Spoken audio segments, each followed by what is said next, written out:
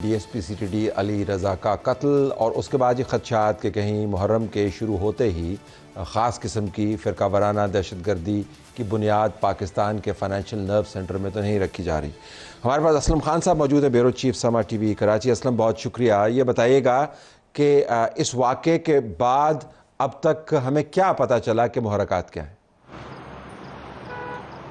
देखिए, अगर हम बात करें मुहर्रिकात की तो जो तफ्तीशी हुकाम है अब तक कोई वाज़ेह नतीजे पर नहीं पहुंच सके हैं। लेकिन अगर इस वाक़े को हम देखें, तलत साहब जहां अली रज़ा समझते थे ख़ुद को महफूज, ये इनका अपना एक इलाका था, शकील अपार्टमेंट करीमाबाद के इलाके में, यही उनकी जगह पैदाइश भी है और यहाँ वो रोज़ आते थे और उनको ये लगता था कि ये जगह उनके लिए बड़ी सिक्योर है, महफूज है। लेकिन उनको वही निशाना बनाया गया। 2 मुल्ज़िमान थे, 25 से 26 साल उनकी उम्रें बताई जा रही हैं। 11 उन्होंने गोलियाँ चलाई थी, जो खोल वहाँ से मिले हैं, और 4 गोलियाँ अली रज़ा को लगी थी, जिनमें से 2 जो है वो कमर पर लगी है, गर्दन पर, और चौथी इस सर पर लगी जो जानलेवा थी। और ये इस वाक़े के जो मुहर्रिकात हैं उसमें जब वज़ीर दाखिला सिंध से बात हुई तो उनका कहना यह था कि एक वजह शायद ये भी हो सकती है कि जो यकम मुहर्रम को यह वाक़या हुआ तो शायद ये कोई फ़िरका वाराना कत्ल की वारदात हो। लेकिन इसके साथ साथ अगर हम देखें, खुद उनका भी कहना था कि कालेदम तंजीमों के खिलाफ भी इन्होंने कार्रवाई की है, एमकेएम लंदन के खिलाफ भी कार्रवाई की है, एमकेएम के खिलाफ जो ऑपरेशन हुआ उसमें भी कार्रवाई की। इसके साथ साथ लियारी गैंग वॉर के खिलाफ भी, जो कारिंदे गैंग वॉर के, उनके खिलाफ भी बड़ा एक मुतारिक किरदार अदा किया। नाम SSP जो सीटीडी चौधरी असलम उनका रहता था, लेकिन ज़ाहिर है कि साथ में ये भी एक बड़ा किरदार DSP अली रज़ा का था। 27 अप्रैल 2012 को एक हफ्ते तक लियारी में जो ऑपरेशन हुआ था उसमें भी एक बड़ा एक मुतारिक अगर कोई शख्स नजर आया तो वो चौधरी असलम के बाद DSP अली रज़ा थे, जो वहाँ पर मौजूद रहे। तो ये एक अगर हम देखें कि वाक़े में इनमें कालेदम तंजीमों के खिलाफ भी कार्रवाइयाँ हैं, इसमें जो एक जो लियारी गैंग वॉर अगर हम बात करें तो उनके खिलाफ भी कार्रवाइयाँ, और मुख्तलिफ जो ग्रुप्स हैं उनके खिलाफ इनकी कार्रवाइयाँ रही हैं। तो इसको भी जो एक मामला जो काम है वो इसका जायज़ा ले रहे हैं। वहाँ पर जो CCTV फुटेज थी उसको भी हासिल किया गया है, मुल्ज़िमान के खाके बनाने की भी कोशिश की जा रही है, जियो फेंसिंग, जियो मैपिंग भी की गई है। आने वाले 1-2 दिन में शायद हम कह सकते हैं कि कोई आगे पेशरफ्त होगी। पहले इब्तिदाई तौर पर ये कहा जा रहा है कि शायद ये कोई सेक्रेटरीट वाक़या भी हो सकता है। असलम, 2-3 किस्म के ज़ावियों से कराची के हालात के ऊपर तवज्जो आती रहती है। एक तो डेली क्राइम है जिसके अंदर डकैतियाँ हैं, जिसके अंदर मोबाइल एंड कार लिफ्टिंग है, मोटरसाइकिल की चोरियाँ हैं, जो बहुत जिसके अंदर कीमती जानें भी जाती हैं। एक वो है, एक हाई एंड दहशतगर्दी है जिसके अंदर कालेदम तंजीमें भी मौजूद हैं। ये जो मुनज़्ज़म तरीक़ाकार है जो किसी ज़माने में कराची के अंदर वजह शोहरत ही बन गया था, खैर शोहरत ऐसी क्या होती, ये आपको लगता है कि शायद वो इंफ्रास्ट्रक्चर दोबारा से मुतहर्रक है या अभी ये नतीजा अख़ज़ करना क़ब्ल अज़ वक्त है?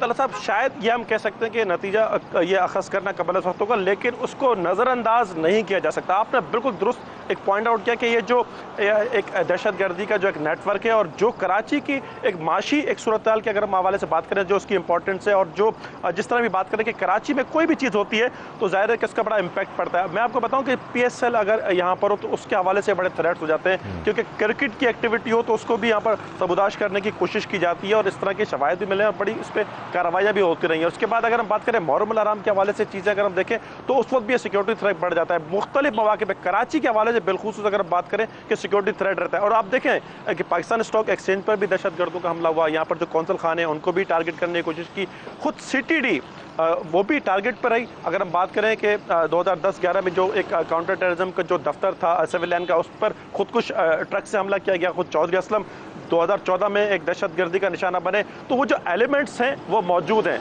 उनके स्लीपर सेल्स मौजूद हैं। अब ये वाक़या जिस तरह एक टारगेट किया गया, 2 हफ्ते तक रैकी की गई, रैकी 2 हफ्ते तक हुई है। ये पुलिस हुकाम ने और जो तफ्तीशी जो टीम है उन्होंने एक अंदाज़ा लगाया।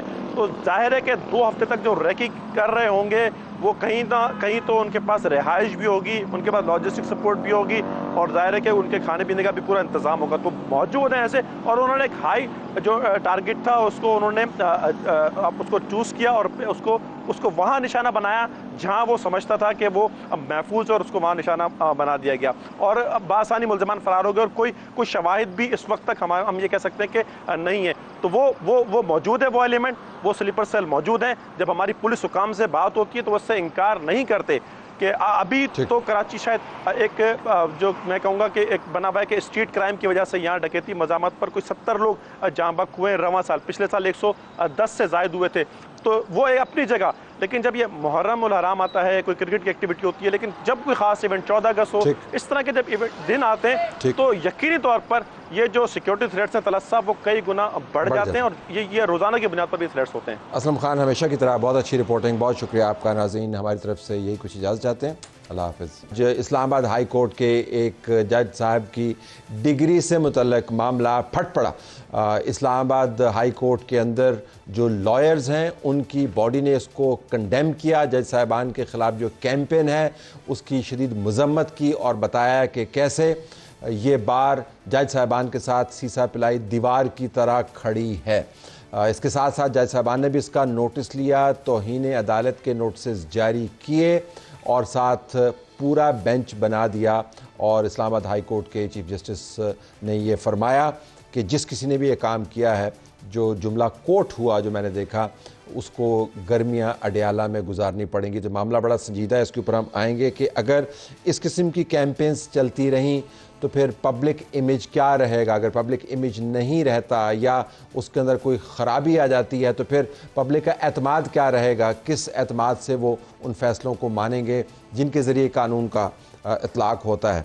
इस पर बात करने के लिए हमारे पास जो मेहमान हैं उनको तारफ़ करवाने से पहले हम आपको बताते हैं कि मुहर्रम उल हराम शुरू हुआ, साथ ही कराची में दहशतगर्दी की लहर का एक अक्स आपको नज़र आया जब काउंटर टेररिज्म डिपार्टमेंट का अफसर दिन दहाड़े दहशतगर्दों के हाथों मारा जाए तो फिर सवाल उठते हैं। इसके ऊपर हम अपने ब्यूरो चीफ असलम खान से भी बात करेंगे। हमारे पास बिलाल अज़हर कियानी साहब मौजूद है, मुस्लिम लीग नवाज़ की तरफ से उनका शुक्रिया। सेनेटर हुमायूं मोहम्मद साहब तहरीक इंसाफ की तरफ से, दोनों का बहुत शुक्रिया जी। हमारे पास अब्दुल करीम सिद्दीकी साहब, सहाफ़ी, तज़कियाकार और कानून और आइन के माहिर, उनका शुक्रिया। और रियासत अली आज़ाद साहब, सदर Islamabad high court bar association, जिन्होंने बार एसोसिएशन की तरफ से प्रेस कॉन्फ्रेंस में भी शिरकत की और धुआंधार तरीके से बताया कि वो जजेस के साथ खड़े। आपका भी बहुत शुक्रिया।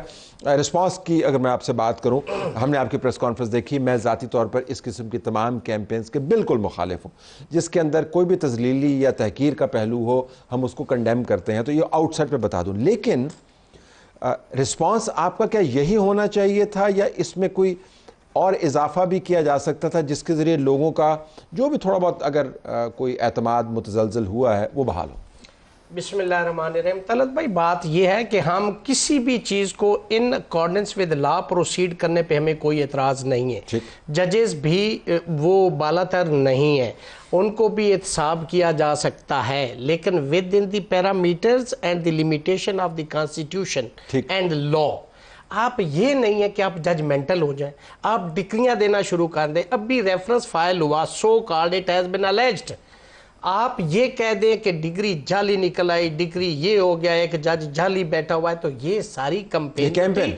यस, मैं ये समझता हूं कि कानून जो है कंटेम्प्ट ऑफ कोर्ट जो है उसके जो ऑर्डिनेंस है 2003 और जो आर्टिकल 204 कॉन्स्टिट्यूशन ऑफ 1973 उसके डोमेन में ये है कि आप जज के फैसलों का पोस्टमार्टम कर दें, आप तहस नहस कर दें, लेकिन किसी जज की ज़ात को आप स्कैंडलाइज नहीं कर सकते, आप उसको रिडिकुलस नहीं कर सकते, बीइंग इदारा नहीं कर सकते।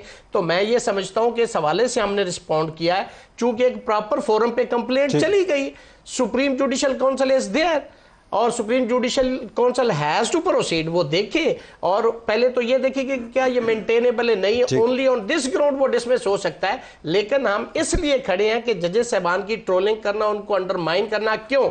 इसलिए कि ये वो जज साहब है जिन्होंने 6 जजों में से, खत लिखने वालों में से एक जज है, जिनके पास इस वक्त इस्लामाबाद की 3 कॉन्स्टिट्यूएंसीज का सेंसिटिव मैटर चल रहा है। ये आपका मफरूजा है, मालूमात है? यस, मैं अपनी उससे बात कर रहा हूँ, मफरूज़े पे बात नहीं कर रहा मैं, इसलिए कि मैं ऑफिशियली मेरी मुलाकात भी होती है हमारी जजेस से। अगर आप ये ट्वीट कर देते कि जी इनके खिलाफ ये कैंपेन इस वजह से चल रही है कि इन्होंने ये किया है, तो वो क्या होता? मैंने आज मौकफ दे दिया, मैं वैसे प्रेस कॉन्फ्रेंस में देती हूँ, मैं ट्वीट शेख रशीद की तरह वो कहते मान पढ़ू, मैं ट्वीट करते ही नहीं हूँ। मैं वैसे मैं कह रहा हूँ, तो आपने अपने राय का इजहार कर दिया ना? जी कर दिया।